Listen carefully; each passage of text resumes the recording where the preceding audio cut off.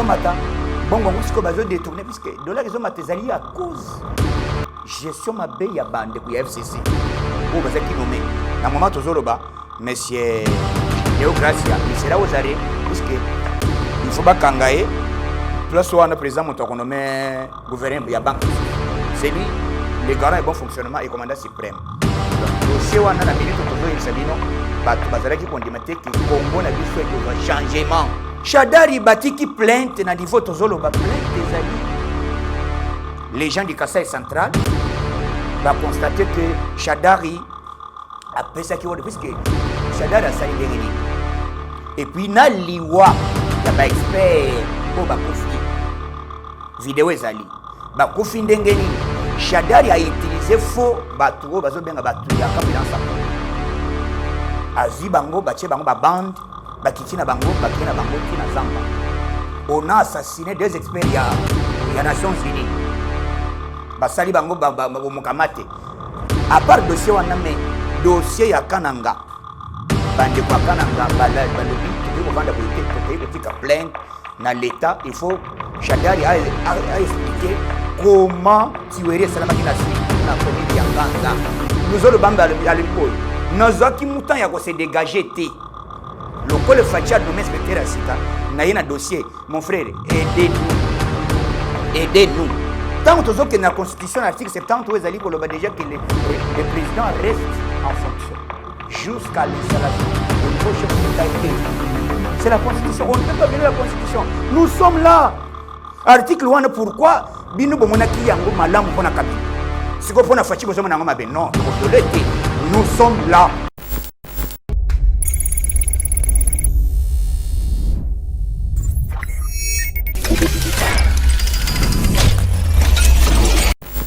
Bonjour à tous les amis de la presse.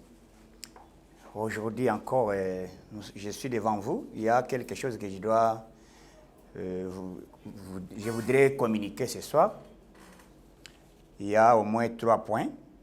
Il y a d'abord, premièrement, nous présentons nos condoléances à notre général près de la cour, plutôt l'avocat général près de la cour d'appel de la Gombe, M. Georges Moulongo. Nous allons parler encore de l'affaire de 100 millions de dollars,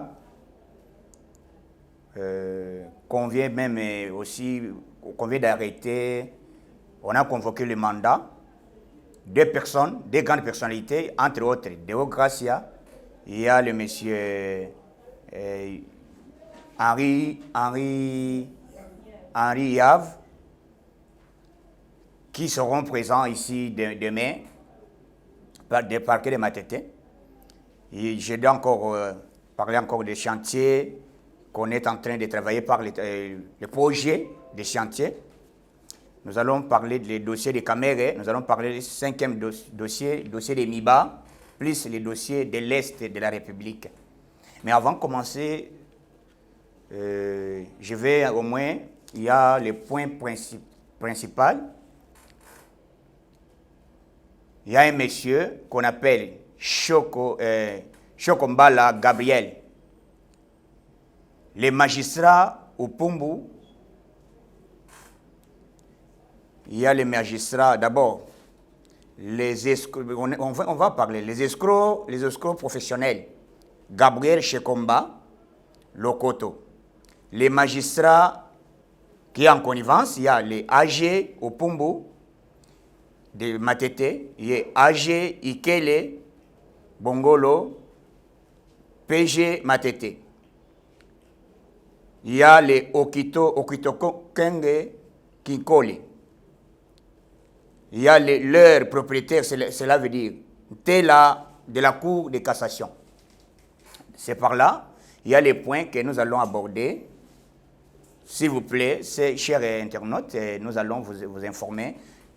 Toyebi mingi ke vous sepelaka mingi to kendaka na lingala puisque ezali fondateur ya masolo puisque il faut tokota na profondeur ya likambo nini lelo ebengi biso ke tokoma na lelo na point de presse to lobela nini ezali ko sala malelo na mboka na biso makambo nini to beta point ya liboso ezali liwa ya l'avocat général,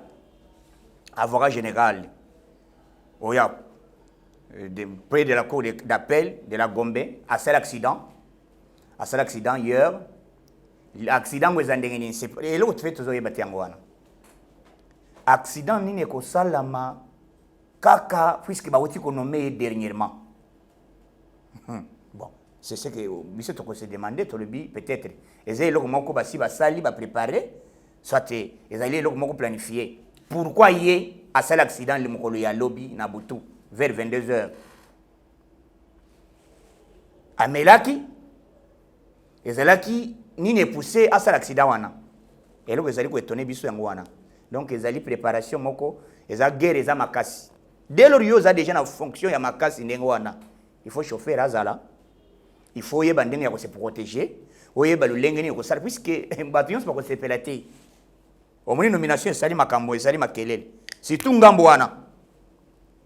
Le président a réformer le casier judiciaire. Donc, Bango va être contenté. Dans Makambo, les cas.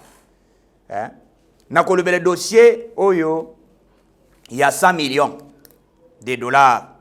100 millions de dollars et bongindengenini.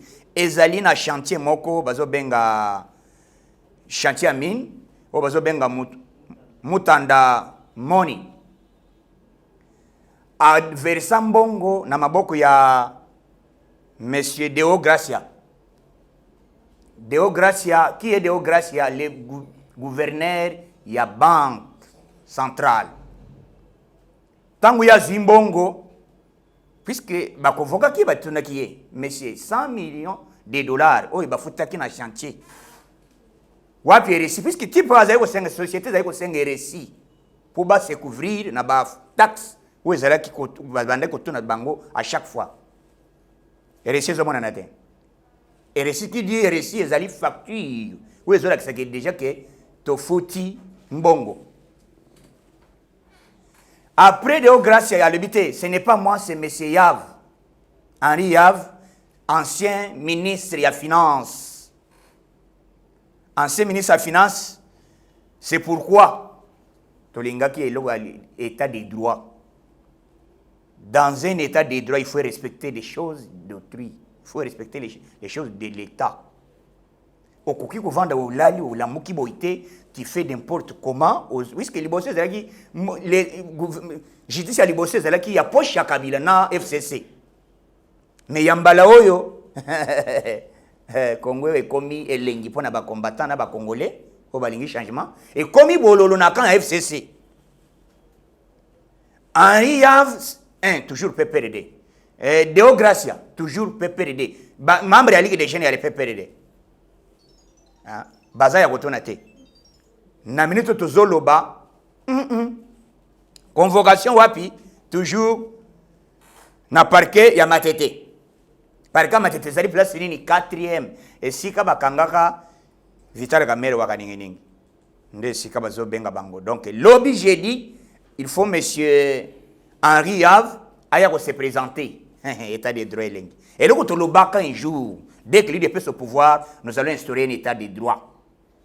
État de droit, cela veut dire Montunion azana sa mibeko. Bien nous un exemple où il y a un directeur de cabinet du chef de l'État en fonction aux arrêts et puis condamné des travaux 20 ans de travaux forcés. Mais vous allez toujours habitué, vous connaissez que c'est na minute. Inspecteur, ça d'abord coup de chapeau na inspecteur général de la finance nommé par ordonnance présidentielle. Fachi Béton. Il y a un rapport. Alors, il y a beaucoup de dossiers.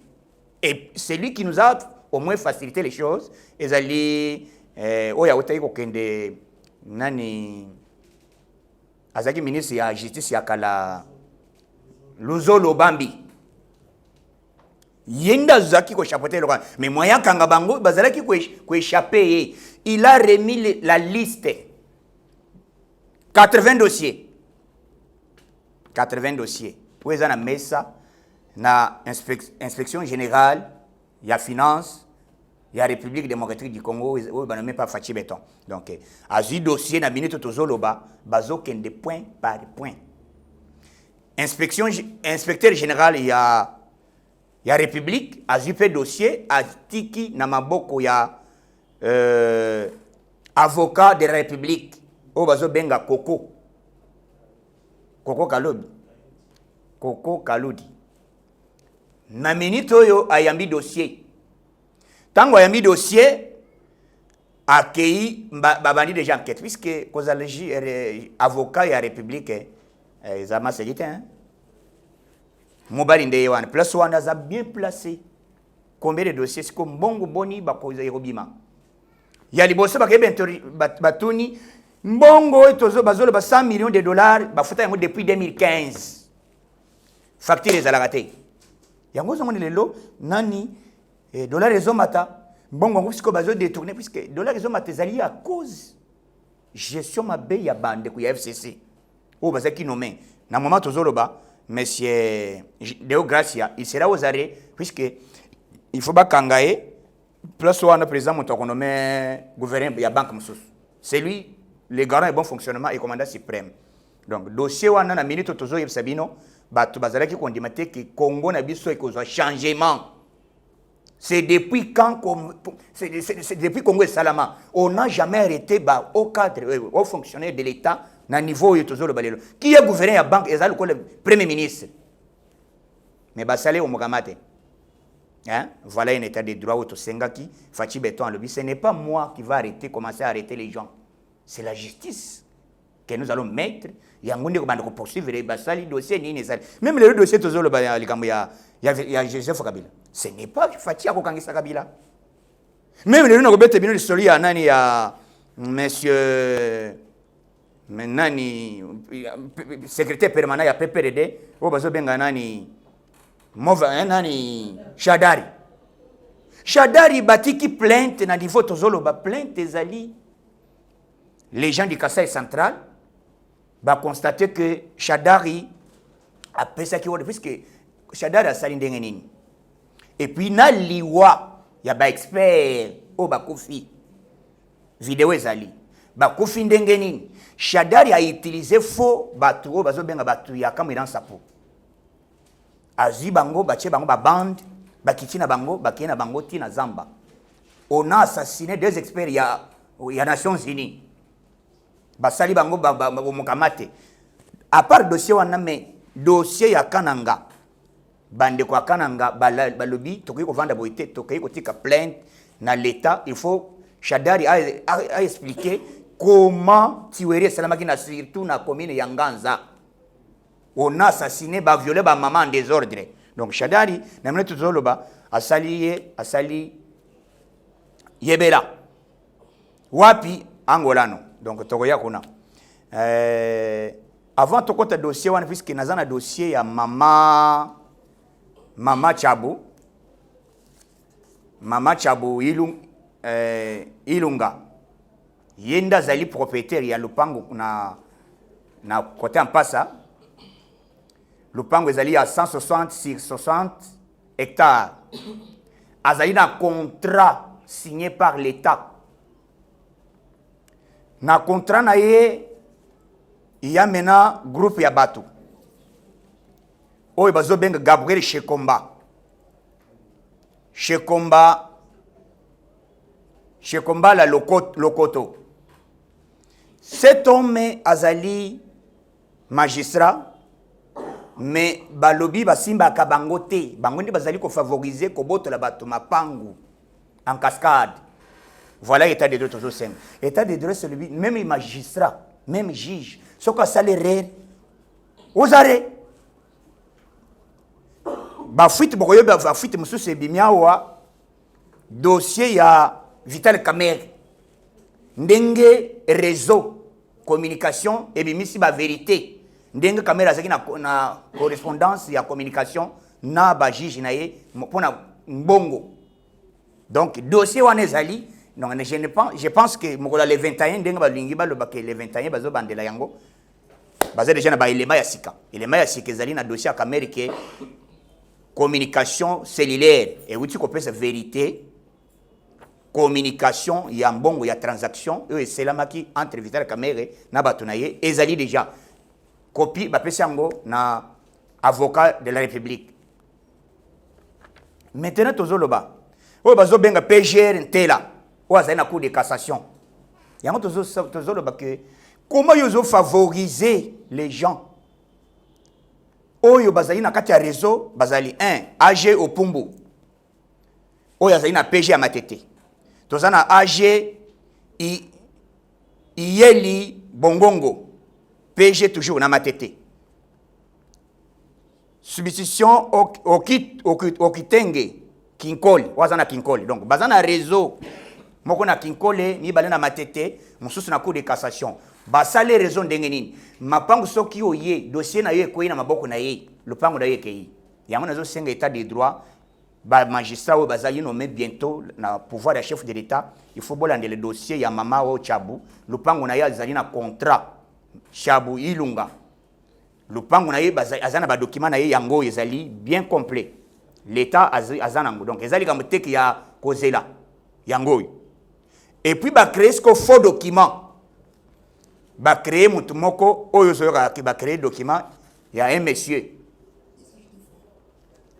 ozo benga bazo benga il a usage de faux cet homme là il a zao bazo ba créer ndenge nini na réseau yo yaka lokola awo ezali na oyo moko azana matetawo matete place nini 4e mairie dossier ya mamango yango lupango na ye asombi yango en bonne et due forme na maboko à l'état peut se contrat peut se chantier wana bato bazana poste à investir c'est pourquoi nous avons bino okoyoka délégation ya Allemagne yaki yao ba investir ba yaki koya wa puisque Vital Kamerhe bande ko senga bango caution bande ko comprendre vraiment puisque bino bozo yebate que makambo Vital Kamerhe service bozo yebate ba investir tout bazai koya po basala musala Kamerhe bande ko senga bango mbongo ya commission soko zona ngote ko investir te ah mon dieu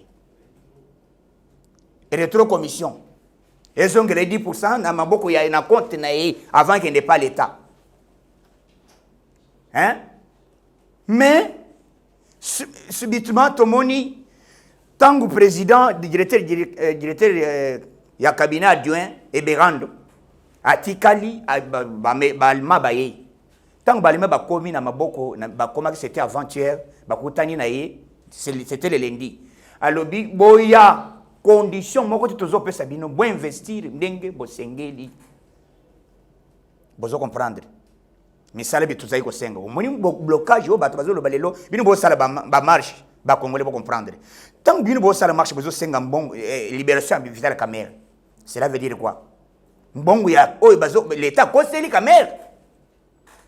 Est-ce que madame Nani Amida a dit que ça le commerce du bosso?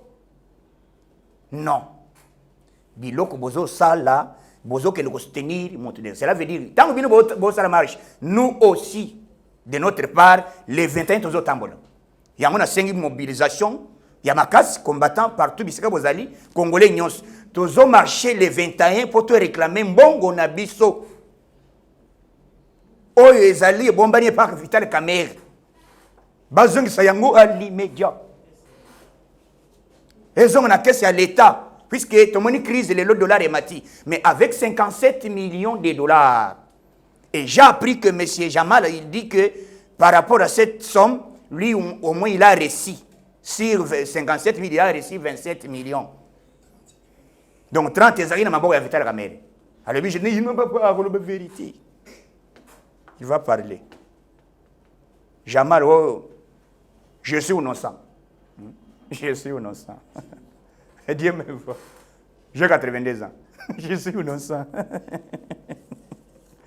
Je suis innocent. Le Vic Azali Azora sur 57 millions, il y a Azora 27 millions. Donc, dossier Zakuna, Lelo, Congo est combien de Fachi Beton. Tozalaki na campus, na Inikin, président promettre, à Tamboli na salle. À la salle, à commis place nini, tina place na salle homme. Et si ka, et tiens, c'est que la kolala. À visiter place one. Mais homme ndenge commis, ngana oti poto. Donc, ils ont énorme, il y a poto. Ils ont un niveau, il y a ndenge, ils ont université, il y a poto. Le balouvain, donc voilà. Donc, qui to connaît lengi? Ma yezali kanvum, courant kanvum, ya gozelate. Après, yango ba ko salle ba auditoire moko propre où est que ça que bande batanga lulenge sengeli et donc Fachi Beton azola la te, azali prêt à peuple congolais. Bande Kubokoyoka, na kobeta puisque avant na continuer dossier ya surtout na zo matériel dossier na sengi na justice. Na saisir justice, na saisir parika matete, bad lâcher dossier à maman oyo. Parika kati basi basilisi. Bo freiner dossier à bama oité ezana problème mon côté, beaucoup de samanigam te na dossier à maman Chabu Ilunga. Mikanda na ye ya lopango contrat yango a signé na l'état. Ba hectare à l'église na ye. Mais comment yo kozwa bateau côté si bango na lopango d'une manière illégale. Comme chef de l'état peut qui autorisation na ministre nani plus mobile. Alors tu vois c'est que ma pango tout ezali ya l'état à partir d'aujourd'hui ezonga. Mututu avukoti na mapango ezali d'abord même biloko mutu état de droit ezali eloko zoa eloko ezali ya yo soki eloko ezali ya yo te kozwa eloko wana ezali nda PPRD na bato FCC oh te ya bakanga ya vete bakanga kamo vate puisque mususu azali kolobao maintenant type on ne peut pas nous intimider, on ne peut pas nous intimider, hein, on ne peut pas nous intimider. Je vais allumer les faits. C'est quoi allumer? Okoyoka son, hein? Sonorisation. Fachi Beton. Dossier zali wana na sengi l'état puisque ba magistrat même magistrat ba nommé na nani na monsieur procureur général ntela oya za na cour de cassation yende fondateur ya masolo oyo ezokota mbongo nyonso ezozongela ye donc soki dossier wana ekomi na maboko na ye esili alaleli yango bakeye bateki mapango ya bato na cascade. Donc bato bazali ba réseau mobimba monsieur Gabriel Shekomba la lokoto monsieur oyo bazali bazobenga opumbu o bazobenga yikele bongongo o bazobenga nani itenge kinko o bazobenga itenge. Donc bato wana bazali na réseau mobimba yango na sengi l'état à se prendre à charge à l'an les dossiers puisque biso soki tozolo baté tokutika en Congo ezala ya binotin tolingi dans l'état de droit il faut chacun aza libre de s'exprimer mutu nyonso aloba mabe o bino bozo sa la population tant mabe ko mona baloba te fachinda zoko ko diriger te voilà mbongo lelo ba ko découvrir 100 millions de dollars détournés les sociétés fouti mais mbongo wana koti na kesi ya l'état te voilà les antivaleurs o biso tozo condamner toko se prena iloko bongo te tozo senga na justice ala des dossiers ba condamner gouverneur Deo Gracia azongi s'appelle mbongo alongo musala puisque yenda azali à la base ya komatisa dollars lelo. Donc c'est ezali ba kazik ya PPRD na FCC balingi changement na mboka na bisote tokobeta skoli likambo chantier o ezali déjà na kati ya cour o ezo salama okokendela kikwit awo tozobanda na place bazo benga Fikin na motel Fikin kikwit bandi wana ti bandal nzelwani foisila bazo sala yango déjà misali bandi ezate ko ba ko sala basi ba bandi tolongo wana tokei matete de o bazo benga ya vendre la paix matete kinkol tout à l'heure Jean-Marc Kabunda oti ko kita sur terrain donc zela wana ezo kende ti kinkol balobi boy ti kasangulu bozo comprendre nzambe kongo ezo bonga bon tokoloba lokola puisque moi ngana lobaka liboso pour tout ça l'élection ya bien na mboka na biso il faut tous attendre to identifier ba congolais to yeba nani aza congolais nani aza congolais te tant que na identification peut officiellement aujourd'hui Toyoki Banque mondiale ndé a financer ministère de l'intérieur pour na fiche d'identification. Banque mondiale a cofinancé date nin na 2022 vers la fin na décembre avant to na 2023. Donc ça serait pratiquement impossible d'organiser l'élection en 2023. Donc automatiquement, tant que tu as identification, ça va nous prendre 2 à 4 ans. 2 à 4 ans. Papa Nazo, c'est bien, yo mon université. Puisque yo Nazo c'est bien information que États-Unis officiellement a été ça fait 20 ans. 20 ans bonus. Puisque 20 ans puisque où est la transition. Oh, toujours ça, la transition sans Kabila. sommes le pouvoir de la coalition, il boit papa. Ce que vous voyez faire, c'est Brazzaville. Au Méli, j'avais, soit au Kofi. On doit comprendre. Au Kofi, ce que Kofi, il y a poison, ok, il est fait. Fachi beto azawana. Donc, comment Bambo Kanabiso Batu Balingi changement? Tolongo na Nzela, d'abord Nzela ya Kolungwa, côté à Lemba. Lemba Salongo. Nzela wane sili. Président pesa ki ordre égyptien basisi Nzela wana. Et longwe keyi et keyi kokota na rond-point. Tozana Nzela wana côté à Regini. Il faut Nzela essayer là baba sala Nzela 1. Nzela mususu ezalia wana Kulumba. Ezolungwa Kulumba gare centrale. Kulumba aéroport. Cela veut dire autoroute. Misale bandakate salenine. Babandi musala. Donc oboyi fachi okati ngamba Brazzaville. Donc tika biso kimia puisque misala ebele chantier ebele. Et là que tozolo ba puisque tango zo mo bolingo fachi azanango. Tuna ba chef coutumier ya oya bateke dans kati ya maluko côté mama Denise akendaki. Coup de chapeau na première dame azali ko sala be fort makasi. Puisque au moins la première dame ba mususu bazalaki kaka makambo ya kolona kokunda bibembe. Qu'on se dise la vérité. Yo somona mais hier au moins azali ko sala musala sur terrain batu bazo sepela bantu bazo mona vérité bazo mona que clair azui soin ya ba comédien nyons azui yango charge apesi bazo la bango assurance obele maladie ya corona obele maladie ya nani obele maladie ya pulu Ophélie na bandeko Ophélie première dame coup de chapeau puisque mère en tout cas tozana simana yo to soutenir yo au moins ce que tozolo ba pona fachite puisque tolobaka liboso il faut communication na biso ezala à chaque fois bo banda kolanda ki nini président na biso azo sala na biso bino kamba aéroport o José Makili puisque il sera azana liste il faut ba kanga bango aéroport na biso il fallait déjà ici là président pesi autorisation ba ko sala tunnel ngana otipoto tunnel wana ezali ba ezo katisa boulevard munene wana et ko lia temps siko tika fatia ça musala siko eko katisa e bimisiko na kati ya aéroport na biso wana aéroport mususu donc koto eko zala terrain mususu bato bazobi na piste koto yo ba mususu bazobi na ngambo ndenge poto ezalaka po il faut to sala aéroport lokola ya na kati ya Berlin oyo lokola nani na Cologne ozo Cologne zana ba aéroport okuta yango ezali déjà vitre mais vitre ya teke o beti moto ke pasoki na yebiti lulenga basaleli yango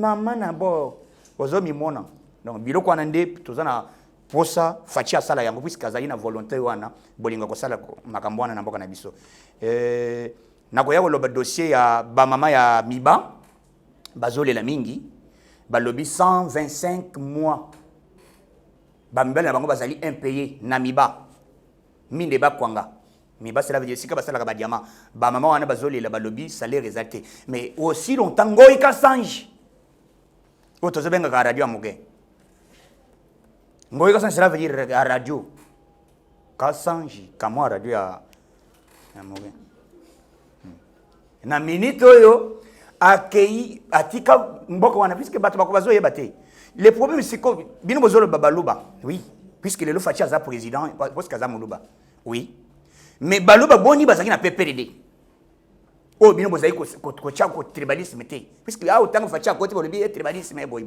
mais bitangu baluba boni nani ngoy ka sanje aza nani aza muluba me makire ya ba Rwandais soko ke pa bidon chibal OK Chalamwan ba Claude Machal ba Bochab ce sont des Kasaïens ba Denis Kambaye bazaba nani wani bino bomoni baluba te bozana kindo kitala bovanda na bino bovanda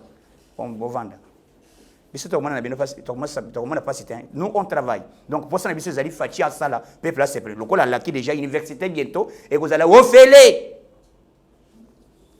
c'est quoi université ofele yo c'est une élection c'est une élection au Kemakala au sali outrage au chef de l'État basali au Mokamate donc président na biso Fachi beton toza simana yo tozo soutenir yo puisque tozo senga Congo nouveau un Congo fort avec Fachi Béton. Congo, toujours senga les lots que les lots comme ko kangaba aux fonctionnaires de l'État. Et c'est la mati. Et ça la mati na mboka na biso bakanga ba convoquer gouverneur en fonction. Il y a banque centrale. Azana attribution le ministre, premier ministre. Ba attendre ba lobby ya ko cette explication. Après lui, ancien ministre de la Finance. Après lui, on a arrêté monsieur Ouazali. Il y a DGDA, Symphorien Kassing. Basali Azali déjà dans Makala. Qu'est-ce qu'il a fait Bazami Balé? Hein? Depuis qu'il nommé inspecteur, il y a finance, président Ayebaki. Ayebaki, puisque type one a une expérience, Azala qui avocat baron en Belgique. Ayebi Kokanga. Ayebi Kolokota Bato en désordre. Courage, président de ce n'est pas moi qui va vous arrêter. Donc c'est la justice. Maintenant la justice, c'est un expert en Belgique. Donc Azawana. Aye Azali Baro, Azaki avocat na Baro ya Belgique. C'est quoi qui titi terrain. Atali na jimela, atali na jimela, oh Deo Gracia. Ake kotala, oh nani Boshab. Bake kotala, Henri Yav. Batali mususu nani, oh nani. Shadari. Basili Shadari, bazolandela matata pogno. Pogno ma? Il sera aux arrêts. Donc, liste c'est un moulaï. Et puis, le bamba à l'ebiboy. Nous avons qui mouton y a se dégager té. Le col Fatia nommé inspecteur à Sika, n'a un dossier. Mon frère, aidez-nous. Aidez-nous. Hein? Merci beaucoup, Nzamba Pambolebino, puisque ceux qui Fachi, non. Nakotika batubatu na question mais makambo esalami na mboka na biso c'est la toute première fois bon mon événement ya boyi ata undimi na ufachite puisque na moni mususu bakomi ko finga ba fayulu na ba Facebook na ba nani na ba réseaux sociaux partout bakomi ko finga mais libosto yebisa ki bino ke bozo maîtriser matière politique té kwanga tikela bateke politique tikela idepes biso yo omoni lelo tokomi wapi na réclamation vérité des signes. Au moment de gérer réseau, ndenge fachi ba lobbying na yazo beta, fachi ba lobby boy na ba américain. Bo kitabo mata, il va faire 20 ans au pouvoir. C'est quoi 20 ans bana mokoni? Papa mandat il y a 5 ans. Maintenant Kabila sali 18 ans dernier. Tant que la constitution l'article 70 où ezali ko loba déjà que le président reste en fonction jusqu'à l'installation des nouveaux chefs de l'État élus. C'est la Constitution. On ne peut pas violer la Constitution. Nous sommes là. Article 1, pourquoi Bino Bomonaki Yango Malam Pona Kabila? Si vous prenez Fachi Bozomana Mabe, non, tu as violé. Nous sommes là. Nous restons là. Article 70.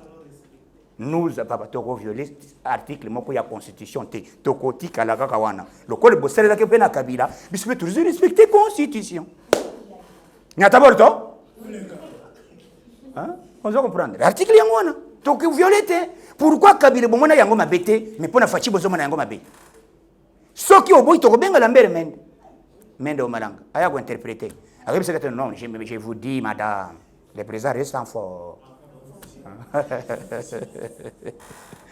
Merci beaucoup. Misali zo salama, présence au Kende partout. Azana posa bolingo ya ko changer mboka na biso. Et l'autre zolinga Congo ezanini. Mo Congo, mo Luba, mo Swahili, mo Ngala, beto na beto. Complice zali na liwa ya bandeko ya mapasa. Ezali bandeko ya bakongo te. Tangu fachi asali a valoriser Kasavo ba pesier a commis héros national. Nyamo ekoti na kati FCC ba préparer bord pour ba créer méfiance entre biso na bandeko ya bakongo. Donc bakongo to yebi ezali fief makasi ya IDPS. Kuneza ka masse équité. Ce que le bim contre Fachi, Aurélien Bouma. Donc, et le quoi on a déjà déjà 17 personnes. Donc, c'est la toile qui évolué, mais il y a complicité, il y a Kingakati. Le quoi t'as bien.